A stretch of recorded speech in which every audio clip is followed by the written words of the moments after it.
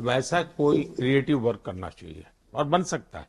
वो उनको इतना प्यार मिला उसमें कि ये थोड़ा से उनका नाम इंटरनेशनली भी बाहर गया और उनको बोल सकते हैं छोटे से तरीके से एक कल्चरल एम्बेसडर। लेकिन आज मैं ये आपको बोलना चाहती हूँ, वो छोटे से कल्चरल एम्बेसडर थे, लेकिन हमारे प्राइम मिनिस्टर इंडिया के तो हमें ग्लोबल मैप में डाल दिया है। एंड वो हम we are so proud, each member of this family is very proud. देखिए, देश की आज प्रतिष्ठा बहुत बड़ी है, बहुत बड़ी है।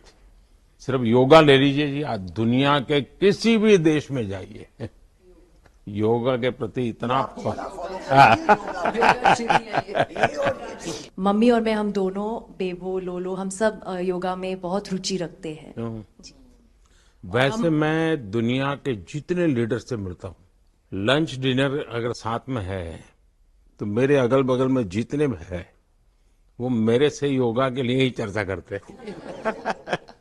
एक छोटा सा ट्रिब्यूट है नाना जी के लिए। एक्चुअली दरअसल मेरा पहला फिल्म है एज अ प्रोड्यूसर एंड मेरा सपना था कि मैं अपने फैमिली के साथ कुछ करूं, तो सब इस फिल्म में है। मैं एक चीज बोल सकती हूँ? बिल्कुल। ये वो ग्रैंडसन है, राधा ग्रैंडसन्स, मेरे दोनों बच्चे, ये अपने नाना को मिले नहीं है और ये पिक्चर बना रहे हैं और उनकी सब उस अरमान ने इतनी खोज की है हर चीज की और उसमें थोड़ा बहुत just for him he is making. जो कुछ सीखे हम फिल्मों के माध्यम से और जो माँ ने सिखाया मुझे, उनसे सीखे हम। देखिए, जब आप रिसर्च करते हैं ना तो एक प्रकार से आप उसको जीते हैं जी, उस दुनिया को जीते हैं, तो आप बड़े भाग्यवान हैं जी कि भले आपने नाना जी को देखा नहीं लेकिन नाना जी को जीने का आपको अवसर मिल रहा है। जी बिल्कुल बिल्कुल, ये बहुत बड़ा सपना है मेरा और I am really thankful, full family is part of this. मुझे याद है हमारे यहाँ इनके फिल्मों की ताकत क्या थी। जनसंघ का जमाना था और दिल्ली का चुनाव था, तो चुनाव में जनसंघ के लोग हार गए, तो अडवाणी जी, अटल जी ने कहा यार चुनाव तो हार गए, क्या करेंगे, तो चलो बोले मूवी देखते हैं। तो वो मूवी देखने गए, राज कपूर साहब की मूवी फिर सुबह होगी। जनसंघ के दो नेता पराजय के बाद जाते हैं और मूवी देखते हैं फिर सुबह होगी, और आज फिर सुबह हुई। मैं चाइना में था, आपके पिताजी का एक गाना था, उसको वो प्ले कर रहे थे, तो मैंने मेरे साथियों को कहा, मैंने कहा इसका मोबाइल फोन पर रिकॉर्डिंग करो, मैंने ऋषि साहब को भेजा था। अच्छा। और वो इतने प्रसन्न हो गए। इनफैक्ट अभी हाल ही में आप आई थिंक अफ्रीका गए थे और वहाँ भी मैंने एक क्लिप देखा था, आप एक जवान के साथ खड़े थे और वो उस टाइम मेरा गाना गा रहे थे।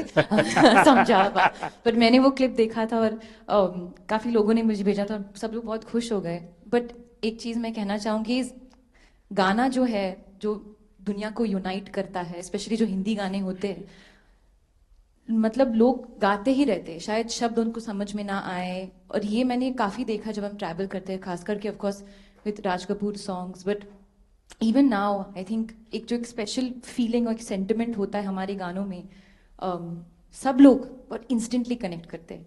और उसी के साथ एक क्वेश्चन था आपके लिए, क्या आप गाने सुन पाते हैं?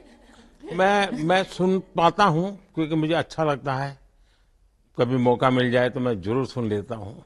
आप पहले प्रधानमंत्री हैं जिससे मैं मिला हूँ और आपने आंखों में आंख लगा के इतने मतलब पर्सनली हमसे मिले हैं और 2 बार मिले हैं। आप में इतनी अच्छी एनर्जी है और आप इतनी मेहनत करते हैं और आप जो करते हैं मैं आपको कंग्रेचुलेट करना चाहूँगा और thank you for opening your doors और हम सबसे मिलने के लिए और इतने एक्सेसिबल होने के लिए, तो बहुत बहुत शुक्रिया। मैं आपके पिताजी को मिला हूँ और मैं सोच रहा था कि आज मुझे 3 पीढ़ी को मिलने का मौका मिलेगा, लेकिन आप लाए नहीं तीसरी पीढ़ी को।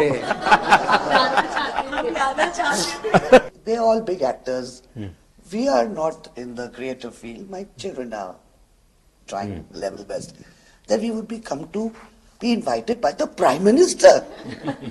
मतलब पापा थैंक यू।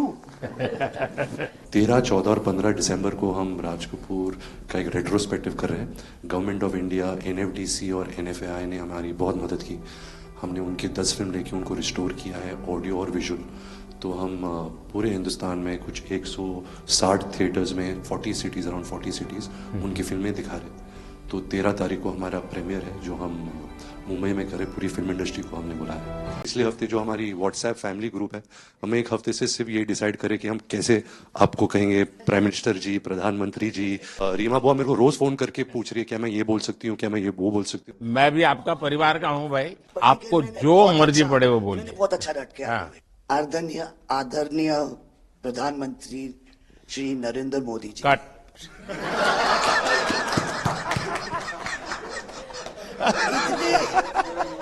इतने कीमती वक्त में आपने सबको आज यहाँ निमंत्रित किया राज कपूर के बर्थडे 100वीं बर्थडे पे अवसर पे। हम आपका शुक्रिया अदा करते हैं। और पापा की पिक्चर के गाने की एक दो लाइन याद आ गई। मैं ना रहूंगी, तुम ना रहोगे, लेकिन रहेंगी निशानियां। वाह। आपने इतना सम्मान प्यार दिया है, आज के दिन को सारी इंडिया देखेगी कि नरेंद्र मोदी जी प्राइम मिनिस्टर हमारे ने कितना सम्मान कपूर परिवार को दिया है। राज कपूर साहब ऊपर का से बहुत बड़ा योगदान है जी। आपका स्वागत करने का अवसर मिला और राज साहब का 100वां जन्मदिन यानी हिंदुस्तान की फिल्म इंडस्ट्री की स्वर्णिम यात्रा का वो कालखंड है जी। अब 1947 नीलकमल, अब 2047 को हम जा रहे हैं।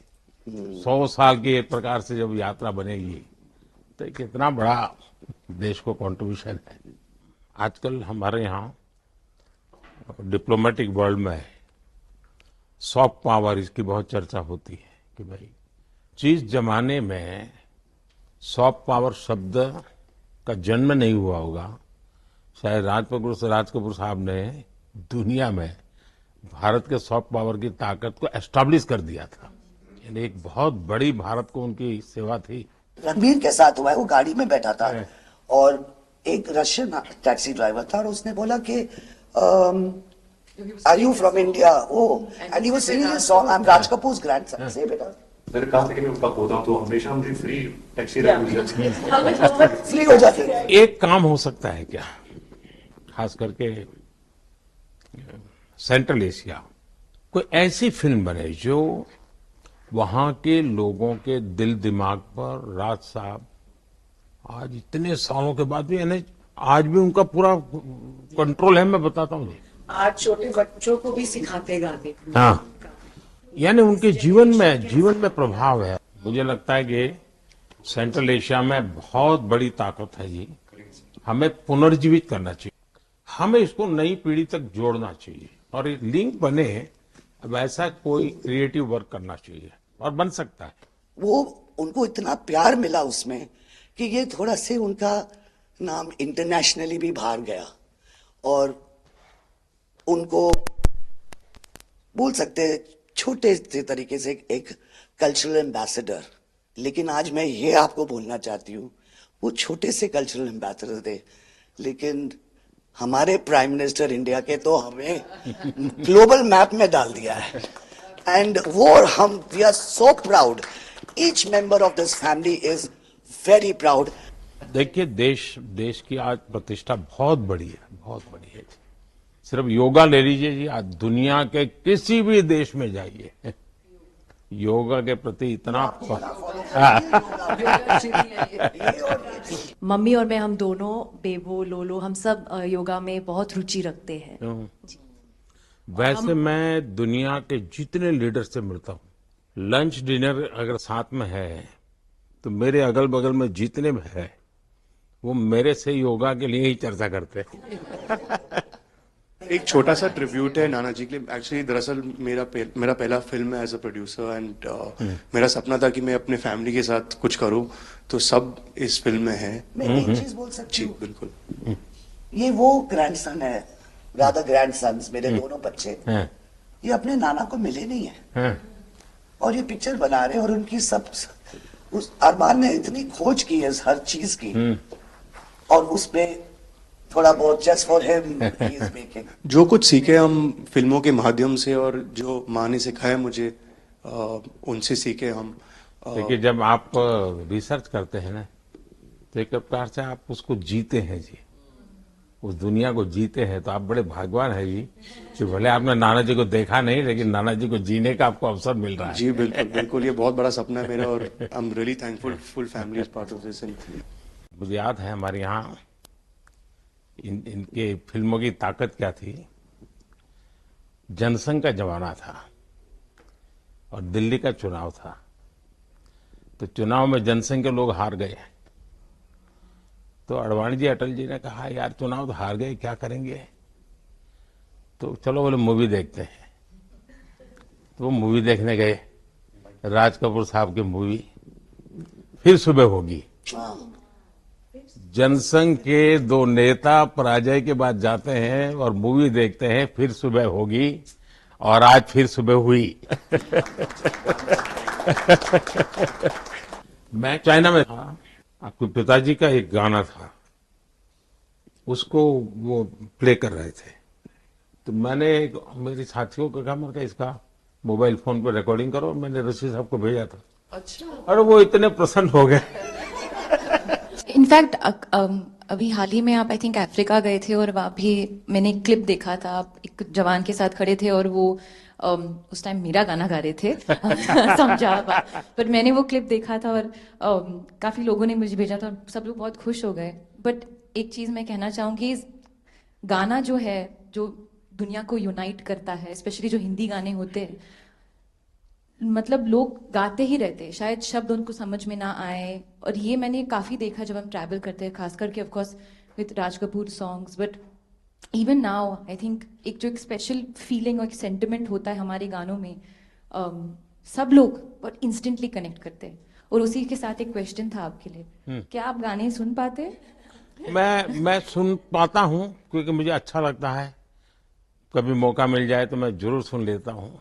आप पहले प्रधानमंत्री हैं जिससे मैं मिला हूँ, और आपने आंखों में आंख लगा के इतने मतलब पर्सनली हमसे मिले हैं, और 2 बार मिले हैं। आप में इतनी अच्छी एनर्जी है और आप इतनी मेहनत करते हैं, और आप जो करते हैं मैं आपको कंग्रेचुलेट करना चाहूँगा। और thank you for opening your doors, और हम सबसे मिलने के लिए और इतने एक्सेसिबल होने के लिए, तो बहुत बहुत शुक्रिया। मैं आपके पिताजी को मिला हूँ, और मैं सोच रहा था कि आज मुझे 3 पीढ़ी को मिलने का मौका मिलेगा, लेकिन आप लाए नहीं तीसरी पीढ़ी को। They're all big actors.